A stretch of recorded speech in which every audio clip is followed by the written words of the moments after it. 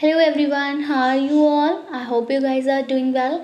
So guys, welcome back to our channel and start करेंगे अपना आज का सेशन। और आज के सेशन में भी हम लोग एज यूजुअली डिस्कस करेंगे आपके यूनिट 8 के इम्पॉर्टेंट क्वेश्चंस को, जो कि है आपके आईसीटी। आप सभी को पता है कि आपके पेपर 1 में टोटल 10 यूनिट्स हैं। अगर हम बात करें टोटल 10 यूनिट्स में से कितनी यूनिट्स को हम कवर कर चुके हैं, तो यूनिट 1 हमने कवर किया है, unit 2, unit 3, unit 4, unit 7, unit 8 हम कर ही रहे हैं, और यूनिट 9 और यूनिट 10 हम लोग कवर कर चुके हैं। ठीक है, अगर आपने वो वीडियोस नहीं देखी है तो आपको डिस्क्रिप्शन बॉक्स में लिंक प्रोवाइड कर दिया जाएगा, आप इन यूनिट्स की वीडियो वहाँ से देख सकते हैं। यहाँ पर हमने इंपॉर्टेंट PYQs को डिस्कस किया है। एंड अभी हम ये जो आपका यूनिट 8 का आईसीटी वाला सेशन जो आज हम करने वाले हैं, ये आपका पार्ट 2 रहने वाला है। पार्ट 1 हमने ऑलरेडी कल कवर किया था। ओके, तो ये आपके टारगेट दिसंबर 2022 का एक इम्पॉर्टेंट सेशन है। तो ऐसे कैंडिडेट जो इस साइकिल में अपीयर हो रहे हैं अपकमिंग यूजीसी नेट एग्ज़ाम में, उन लोगों के लिए बहुत ही ज़्यादा इम्पॉर्टेंट है। तो एक बार थोड़ा सा टाइम निकल के वीडियो को ज़रूर देखें एंड वीडियो को विदाउट स्किप किए देखें, ताकि आपसे कोई क्वेश्चन मिस ना हो। कभी कभी ऐसा होता है, हम जल्दी में ही सोचते हैं कि बस हमने क्वेश्चन देखा और हम बस आंसर देख लें और हम बस आगे बढ़ते चले जाएं, वीडियो को क्या करते जाते हैं, स्किप करते जाते हैं, या फिर एक दो क्वेश्चन देख के छोड़ देते हैं। लेकिन मतलब मैं सिर्फ जनरली एक्सपीरियंस शेयर कर रही हूँ, जो मेरे साथ हुआ है मैं वही आप लोग के साथ शेयर कर रही हूँ, क्योंकि सभी के साथ होता है। जो भी जब प्रिपरेशन कर रहे होते हैं तो हम सभी का जो माइंडसेट होता है एक सेम ही ट्रैक पर चल रहा होता है। तो हम लोग उस टाइम पर यही करते हैं कि अरे टाइम नहीं है, नहीं देखेंगे, बहुत वेस्टेज है वीडियो में, या फिर टीचर ये एक्स्ट्रा बोल रहा है और इट टेक्स आवर टाइम। हमें उस टाइम बिल्कुल ऐसा फील होता है और बहुत ज़्यादा इरिटेटेड भी फील होता है। लेकिन हमको वहाँ पर बहुत ज़्यादा संयम से काम लेना है, तो आपको क्या करना है कि इस सबको इग्नोर करना है। आपको देखना है ठीक है, हाँ ये हमारा टाइम ले रहा है, तो ऐसा करिए वीडियो को 1.25 स्पीड पे चला लीजिए, वीडियो को 1.5 स्पीड पे चला लीजिए। उसमें ये होगा कि आपसे कुछ स्किप नहीं होगा। मैं नहीं कहूँगी कि आप मेरी वीडियो को कम्प्लीटली नॉर्मल पर ही देखें, क्योंकि मुझे अपने वॉच टाइम या अपने व्यूज़ के लिए आपको वीडियो प्रोवाइड नहीं कर रही हूँ, आपके वेलफेयर के लिए कर रही हूँ, आपके बेनिफिट के लिए कर रही हूँ। तो आप वीडियो को जब स्किप करते हैं ना, तो कुछ इंपॉर्टेंट छूट जाता है। तो वो इंपॉर्टेंट ना छूटे, इसलिए मैं कह रही हूँ कि आप स्पीड में देख लीजिए, लेकिन वीडियो को कंप्लीट देखिएगा। ठीक है, और अगर अभी तक आपने चैनल को सब्सक्राइब नहीं किया है, या फिर आप हमारे चैनल पर नए हैं, तो ऐसे ही यूजीसी नेट एग्जाम की प्रिपरेशन के लिए चैनल को सब्सक्राइब करें और बेल आइकन को प्रेस करना बिल्कुल ना भूलें, ताकि जब भी हम अपनी न्यू वीडियो अपलोड करें तो नोटिफिकेशन सबसे पहले आप तक पहुंच सके। तो चलिए गाइस, ज़्यादा टाइम वेस्ट नहीं करेंगे आपका और स्टार्ट करेंगे अपना सेशन। तो हमारे सेशन का जो फर्स्ट क्वेश्चन है, इट इज़, सेशन आपका एज यूजली बाइलिंगुअल रहने वाला है, और ये आपकी बहुत ज़्यादा डिमांड की बेसिस पे आप डिमांड रहती थी, मैम हिंदी में कहाँ से पढ़ें, मैम हिंदी में कैसे पढ़ें। तो इसलिए तो बस आपको हिंदी में थोड़ी बहुत लिटिल बिट मिस्टेक्स देखने को मिलेंगी, तो आप इंग्लिश वाले के साथ जा सकते हैं। इंग्लिश वाला बिल्कुल आपका करेक्ट मिलेगा। कि हिंदी वाले में ट्रांसलेशन में थोड़ा सा प्रॉब्लम हो जाता है, तो उसको आप थोड़ा सा इग्नोर करिएगा वहाँ पर, और अपना जो क्लियर है वो आप इंग्लिश वाले से कर सकते हैं। ठीक है, तो चलिए स्टार्ट करेंगे। Data can be saved on backing storage medium known as, तो जो डेटा है, ठीक है, उसको आप सेव हो सकता है ऑन बैकिंग स्टोरेज मीडियम। तो उसको आप क्या कहते हैं, जब स्टोरेज मीडियम को बैक करके आप अपने डेटा को स्टोर कर सकते हैं, उसको क्या कहा जाता है, कॉम्पैक्ट डिस्क रिकॉर्डेबल कहा जाता है, कंप्यूटर डिस्क राइटेबल कहा जाता है, कॉम्पैक्ट डिस्क रीराइटेबल कहा जाता है, सॉरी है कंप्यूटर डिस्क था, और कंप्यूटर डेटा रीराइटेबल कहा जाता है। डेटा को बैंकिंग स्टोरेज माध्यम में सेव किया जाता है, जिसे कहा जाता है, तो बैकिंग ही है। तो डेटा को बैकिंग स्टोरेज माध्यम से सेव किया जाता है, उसको क्या कहा जाता है, उसको आपका कहा जाता है यहाँ पर कॉम्पैक्ट डिस्क रीराइटेबल। क्या कहा जाता है, कॉम्पैक्ट डिस्क रीराइटेबल। क्लियर, आगे बढ़ेंगे। नेक्स्ट है हमारा रैम। बहुत ही इजी है, आपको पता है रैम का मतलब क्या होता है। तो अगर हम बात करें रैम की फुल फॉर्म की, तो it is random access memory. Clear, आगे बढ़ेंगे। यहाँ पर आपको ऑप्शन में भी दिया है, तो ऑप्शन नंबर 1 जो है वो हमारा यहाँ पर करेक्ट हो जाएगा, रैंडम एक्सेस मेमोरी। हिंदी में भी सेम है, रैम क्या है, तो रैम है आपकी रैंडम एक्सेस मेमोरी। नेक्स्ट फिर से वही फुल फॉर्म्स, क्योंकि फुल फॉर्म्स आपसे इस आईसीटी यूनिट के अंदर बहुत ज़्यादा पूछी जाती हैं, और फुल फॉर्म्स की हमारी सेपरेट वीडियोस भी हैं जिसमें हमने ऑल जितनी भी आपके कंप्यूटर में यूज़ होने वाली फुल फॉर्म्स होती है सभी को कवर किया। बट उस वीडियो को आप चाहें तो एक बार ही बस देख लीजिएगा, पार्ट्स में है वो वीडियो। और क्योंकि इतनी सारी वीडियोस को याद रखवाना तो इम्पॉसिबल है, एग्जाम बिल्कुल पास है। लेकिन ये है कभी कभी ऐसा होता है कि अगर हमने देखी हुई होती है चीज़ तो हम ऑप्शन पर लैंड अप ईजिली कर जाते हैं, ठीक है। तो वही है WW रिप्रेजेंट्स, तो WW क्या है आपका वर्ल्ड वाइड वेब है, क्लियर। नेक्स्ट हिंदी में भी वही है, WW दर्शाता है आपके वर्ल्ड वाइड वेब को। अब आप कहेंगे कि मैम इतने इजी क्वेश्चंस आप लेकर आ रही हैं, ये तो हम सबको आते हैं।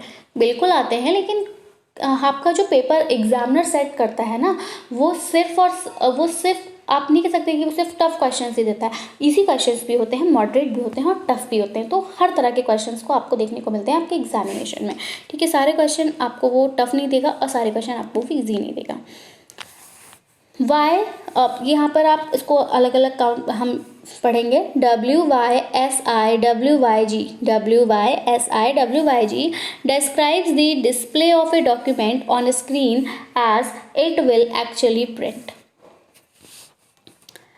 यहाँ पे देखेंगे हिंदी में WYSI WYG स्क्रीन पर एक दस्तावेज के प्रदर्शन का वर्णन करता है क्योंकि यह वास्तव में क्या होगा, प्रिंट होगा। ऑप्शंस में आपको यहाँ पर बोला है कि what you state is what you get, what you see is what you get, what you save is what you get, and what you suggest is what you get। यहाँ पर हमारा जो करेक्ट आंसर जाएगा वो आपका किसके साथ जाएगा, आप जो कहते हैं वह आपको क्या होता है, मिलता है। बिल्कुल, ये जो आपकी स्क्रीन है, ये स्क्रीन जो है एक ऐसा दस्तावेज है और ये एक ऐसे दस्तावेज को प्रदर्शित करता है, ठीक है, या फिर एक ऐसे दस्तावेज के प्रदर्शन का वर्णन करता है जो वास्तव में प्रिंट होगा। तो वास्तव में क्या प्रिंट होगा, जो आप कहेंगे वो प्रिंट होगा, ठीक है। विच of the following is not a computer language, computer language कौन सी नहीं है, इनमें से पास्कल नहीं है, यूनिक्स नहीं है, फोर्ट्रान नहीं है, कोबोल नहीं है। इनमें से कौन सी कंप्यूटर भाषा नहीं है, पास्कल, यूनिक्स, फोर्ट्रान या फिर कोबोल। यहाँ हमारा जो करेक्ट आंसर जाएगा goes with option number B, Unix जो है ये आपकी कंप्यूटर लैंग्वेज नहीं है, बल्कि पास्कल भी है, फोर्ट्रान भी है और कोबोल भी है, clear. A keyword has at least, अब कीवर्ड में कितनी कीज होती है, कीबोर्ड बहुत ज़्यादा यूज़ करते हैं हम लोग, ठीक है।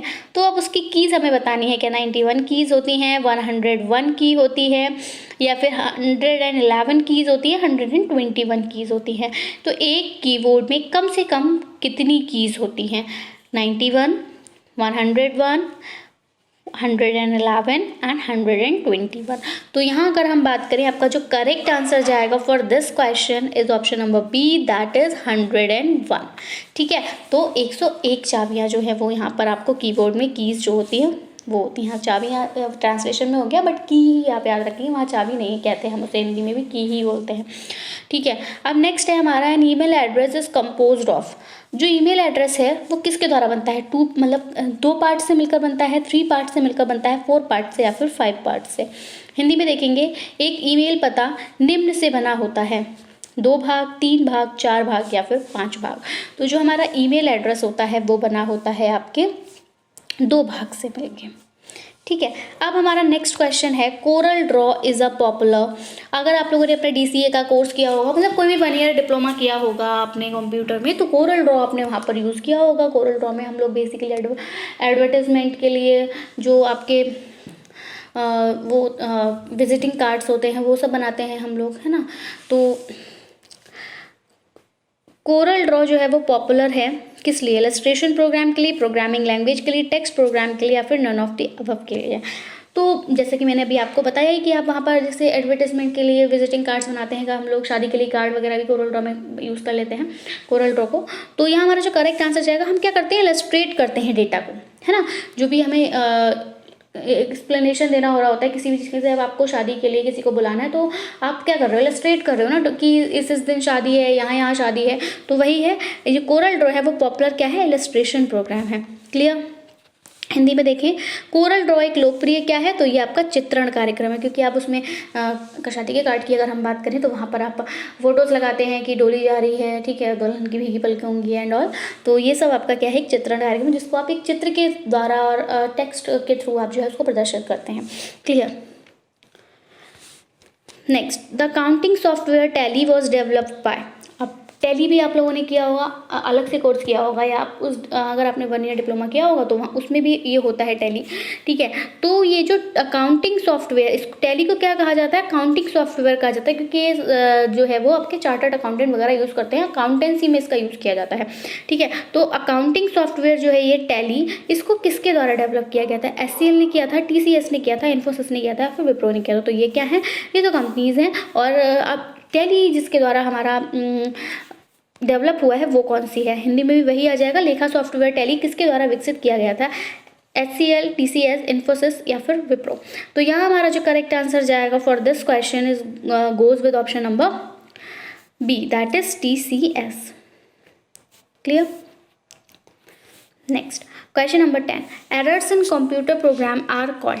अब ये क्वेश्चंस तो आप समझ लीजिए कि ऑल टाइम फेवरेट है आपके NTA का। NTA का क्या मतलब, हर आयोग का जो भी परीक्षा वो कंडक्ट कराता है, क्योंकि ये क्वेश्चन अगर कंप्यूटर का आ रहा है सिलेबस, बहुत बार पूछा जाता है, ठीक है। तो एरर्स जो होते हैं कंप्यूटर प्रोग्राम में वो क्या होती हैं, बहुत इजी है, सभी आप जानते भी हो, क्योंकि बार बार पूछा जाता है सेम थिंग। तो आप ये नहीं कहोगे, कभी कभी गड़बड़ हो जाती है, तो क्वेश्चन को बहुत ज़्यादा ध्यान से पढ़ना है, क्योंकि आपको मिस्टेक ऑप्शन में दिखेगा और आप एरर के साथ तुरंत मिस्टेक पर जाएंगे। बट नहीं, कंप्यूटर की बात हो रही है तो एरर जो है वो यहाँ पर क्या होता है, कंप्यूटर में बग्स कहलाता है। क्या कहलाता है, बग्स कहलाता है, ठीक है। स्पैम जो होते हैं, जो मतलब आपके अनवांटेड SMS जो आपके पास आते हैं, उनको हम स्पैम कहते हैं, ठीक है। तो ये वाली बात आपको याद रखनी है कि ये जो आपके स्पैम है, यहाँ से भी कुछ पूछा जाता है कि जो अनवांटेड SMS होते हैं, ठीक है, या फिर मैसेजेस होते हैं, वो क्या होते हैं, तो वो आपके स्पैम होते हैं। ये वाली बात आपको याद रखनी है, यहाँ से क्वेश्चन होता है। और दूसरा आपका एरर्स जो होते हैं वो बग्स होते हैं, ठीक है। तो कंप्यूटर प्रोग्राम में जो त्रुटियाँ होती हैं उनको क्या कहा जाता है, यहाँ पर ट्रांसलेशन की वजह से कीड़े आ गया, लेकिन आप इसको हिंदी में भी क्या कहोगे, बग ही कहोगे, ठीक है। और ये स्पैम है, और ये स्पैम यहाँ पर भी वही है, अनवांछनीय जो आपके संदेश होते हैं, ठीक है। Next, HTML is basically use to design. अब HTML, सबसे पहले HTML की फुल फॉर्म बताएंगे, क्योंकि फुल फॉर्म्स पूछी जाती हैं। तो HTML की जो फुल फॉर्म होती है वो क्या है आपकी, हाइपर टेक्स्ट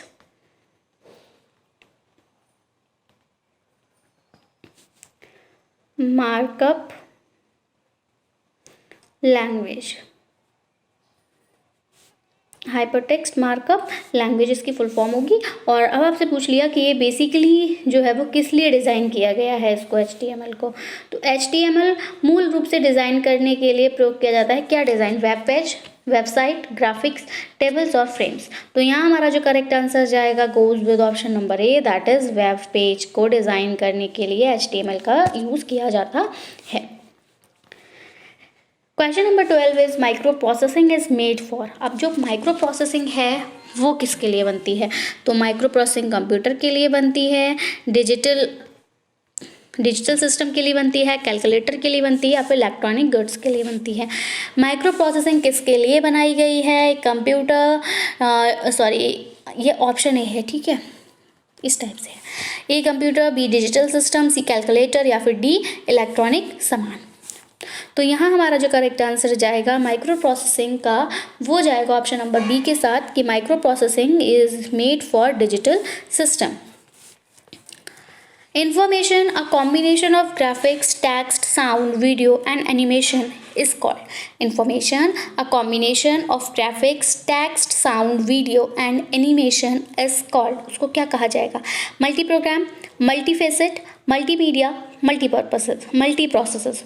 तो सूचना, ग्राफिक्स, टेक्स्ट, ध्वनि, वीडियो और एनिमेशन के संयोजन को कहा जाता है मल्टी प्रोग्राम, बहुआयामी, मल्टीमीडिया या फिर मल्टी प्रोसेस। तो यहाँ पर हम इसको क्या कहेंगे, इसको कहेंगे मल्टीमीडिया। जब आपको पता ही है, इस क्वेश्चन ये भी काफ़ी बार पूछा जाता है कि आपको इन्फॉर्मेशन भी मिल रही है, ग्राफिक्स का कॉम्बिनेशन भी है, टेक्स्ट भी है, साउंड भी है, वीडियो एनिमेशन, अगर सब कुछ है तो ये ऑब्वियसली आपके मल्टीमीडिया, जैसा कि आपके फ़ोन में होता है, ठीक है। नेक्स्ट है हमारा, what do you need to put your web pages on the www। ठीक है। तो a connection to the internet, a web browser, a web server या फिर सभी। अपने वेब पेजों को www पर डालने के लिए आपको क्या चाहिए? इंटरनेट से कनेक्शन चाहिए होगा, एक वेब ब्राउज़र चाहिए होगा, एक वेब सर्वर चाहिए होगा या फिर ये सभी चाहिए होगा। तो अगर आपको अपने वेब पेजों को www पर डालना है तो आपको इंटरनेट से कनेक्शन तो ज़रूरत पड़ेगी ही, बिल्कुल, एक वेब ब्राउज़र ज़रूरत पड़ेगी और एक वेब सर्वर की ज़रूरत भी पड़ेगी। तो आपका ऑप्शन नंबर डी जो यहाँ पर करेक्ट हो जाएगा।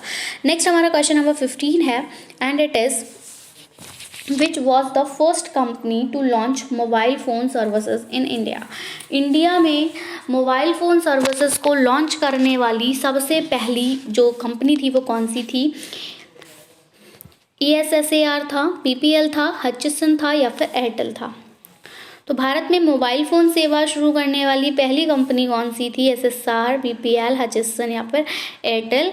एंड द करेक्ट आंसर है goes with option number B, that is BPL। Important question है, मार्क कर लीजिए और बिल्कुल इसको पढ़ने डालें, मतलब कह सकते हैं आप इसको घोल के पी जाइए, अपने माइंड में रख लीजिए कि पहली कंपनी टेलीफोन सेवा शुरू करने वाली इज BPL। चंद्रयान, अब देखिए चंद्रयान से क्वेश्चन पूछ लिया गया था, ठीक है। तो Chandrayaan first was launched on 22 अक्टूबर 2008। चंद्रयान जो पहला था वो आपका लॉन्च हुआ था 22 अक्टूबर 2008 को इंडिया में। कब? फ्रॉम, ठीक है, कहाँ से? चंद्रयान 1 को 22 अक्टूबर 2008 को भारत में लॉन्च किया गया था, बेंगलोर, श्रीहरिकोटा, चेन्नई या फिर अहमदाबाद में। यहाँ हमारा जो करेक्ट आंसर जाएगा वो जाएगा आपका ऑप्शन नंबर बी के साथ, Sriharikota. Clear? Next, what is blog. अब ब्लॉग क्या होता है? ब्लॉग आप सभी बनाते ही हो, अपने यूट्यूब पे आप लोगों ने देखा होगा, हर जो भी वर्क आप करते हो उस कॉपी का ब्लॉग बनाते हो आप, ठीक है। तो ब्लॉग क्या होता है? ऑनलाइन म्यूजिक होता है ब्लॉग, या फिर इंटरनेट होता है, या फिर आप पर्सनल और कॉर्पोरेट वेबसाइट होती है in the form of an online journal, या फिर पर्सनल और कॉर्पोरेट गूगल सर्च होता है। तो ब्लॉग क्या है? ब्लॉग ऑनलाइन संगीत है, इंट्रानेट है, एक ऑनलाइन जर्नल के रूप में एक व्यक्तिगत या कॉर्पोरेट वेबसाइट है। तो बिल्कुल ब्लॉग आप देखिए, अब आप अपनी ही मतलब कह सकते हो कि कॉर्पोरेट वेबसाइट या अपने ऑनलाइन अपने यूट्यूब पर ही तो अपना ब्लॉग डालोगे, दूसरे के भी तो डालोगे नहीं। तो ये एक ऑनलाइन जर्नल के रूप में क्या होता है, एक व्यक्तिगत या फिर कॉर्पोरेट वेबसाइट होती है। कभी कुछ लोग मिलकर डाल लेते हैं, ठीक है। अब आ जाता है आपका which is not online Indian matrimonial website. Matrimonial यहाँ पे शादी की बात की जा रही है, तो शादी की जो साइट होती है उनमें से कौन सी यहाँ पर नहीं है? www.jeevansathi.com, जीवन साथी से पता चल रहा है शादी की ही है, ठीक है, अगर नहीं भी जानते हैं। www.bharatmatrimony.com सभी जानते हैं, ये भी ठीक है। www.shadi.com obviously. www.ukSingleMuslim.com, तो बिल्कुल अभी UK सिंगल मुस्लिम आ गया, तो यही आपकी जो है वो शादी की वेबसाइट नहीं है, मैट्रिमोनियल वेबसाइट नहीं है। तो कौन सी भारतीय वैवाहिक वेबसाइट ऑनलाइन नहीं है? ऑनलाइन वेबसाइट तो www.jeevansathi.com बिल्कुल है। तो ये सभी हैं, बस ये आपका www.ukSingleMuslim.com जो है वो नहीं है।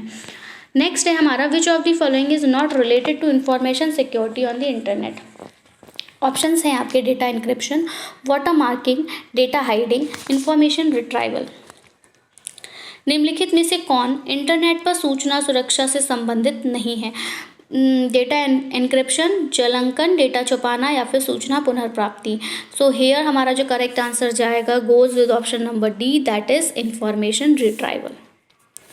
ठीक है, सूचना पुनर्प्राप्ति। Which is the largest unit of storage among the following?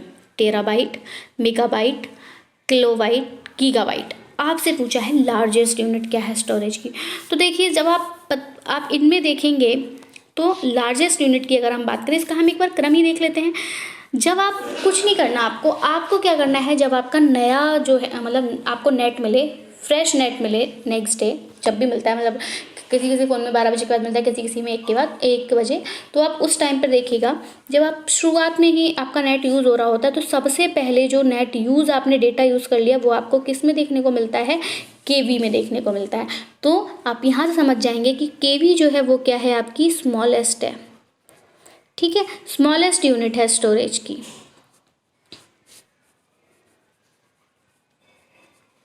Next आप लोग जानते भी होंगे बेसिकली, लेकिन गर्ल्स का साथ जो होता है थोड़ा प्रॉब्लम रहता है कंप्यूटर से रिलेटेड, कुछ गर्ल्स के साथ में, सभी के लिए नहीं कह रही कि होता चले आप लोग मुझे कमेंट करने लगे या फिर मैं यहाँ पर हमें कोई बोलने लगी कि मैं स्टीरियोटाइप शो कर रही हूँ। नो होता है कुछ बॉयज़ भी ऐसे होते हैं जिनको नहीं ये इसका पता होता है, तो मैं इसलिए इसको इलस्ट्रेट कर रही हूँ। तो केवी जो है वो स्मॉलेस्ट यूनिट होती है स्टोरेज की, क्योंकि यहाँ पर जब आप अपना नेट स्टार्ट करोगे तो वो डेटा आपने यूज़ किया वो सबसे पहले आपको केवी में देखने को मिलेगा। जब आप केवी में डेटा देख लेते हैं, किलोबाइट, ठीक है, इसका जो फुल फॉर्म होता है वो होता है आपका किलोबाइट। तो अब इसके बाद जब डेटा हमारा एक्सीड होगा, ठीक है, तो अब वो हमें किस में देखने को मिलेगा, तो अब वो हमें देखने को मिलेगा किसमें, मेगाबाइट में। एमबी अब फिर एमबी में आ जाता है ना, ठीक है, एमबी में आ जाएगा, फिर एमबी क्या हो जाती है आपकी, मेगाबाइट। अब आपको किस में देखने को मिलेगा, मेगाबाइट में। अब जब आपकी ये एमबी हो जाएगी, लगभग मतलब आप 1000 नहीं कह सकते, इससे थोड़ा ज़्यादा होता है, ठीक है, प्लस में आता है आपका, चाहे आप इसको ले लीजिए 1001 ले लीजिए या 1000 कुछ, मतलब 1000 से अबव होता है, तो आपका क्या हो जाती है फिर 1 GB हो जाती है। और इस 1 GB के बाद आपका आता है टीवी। तो हम अगर बात करें टीवी की, तो ये जो टीवी है इसको आप क्या कहोगे, टेराबाइट कहोगे। और ये जो टेराबाइट है यही आपकी क्या है, लार्जेस्ट यूनिट है स्टोरेज की। तो यहाँ जो ऑप्शंस दिए हैं उनमें, ठीक है, तो लार्जेस्ट यूनिट ऑफ स्टोरेज आपकी यहाँ पर क्या है, वो है आपकी टेराबाइट। और स्मॉलेस्ट अगर पूछ लिया जाएगा तो क्या है, किलोबाइट। क्लियर। तो option number A is the correct answer for this question. निम्नलिखित में से स्टोरेज की सबसे बड़ी इकाई कौन सी है, सो कौन सी है, टेराबाइट है। आई होप आपको सेशन पसंद आया होगा। वीडियो पसंद आया हो तो उसको लाइक करें और अपने फ्रेंड्स में शेयर करें। देखिए लाइक आप लोग करने में बहुत ज़्यादा कंजूसी करते हैं, व्यूज़ तो होते हैं बट उतने लाइक्स नहीं होते। अरे बस ये आपको एक बारी एक थंब को प्रेस ही तो करना है, तो आराम से प्रेस करते जाइए, हमें मोटिवेशन मिलता है कि हाँ हमारी वीडियो पे इतनी लाइक्स आए, ठीक है। तो वीडियो को लाइक करें और शेयर करें ताकि जो आपके फ्रेंड्स हैं उनको भी इससे हेल्प कुछ मिल सके उनका एग्ज़ाम क्लियर करने में। So that's it from my side. मिलेंगे हम अपनी एक नई वीडियो के साथ। Till then take care and bye bye. And if you have any query you can ask in the comment section. So take care, thanks for watching, have a good day.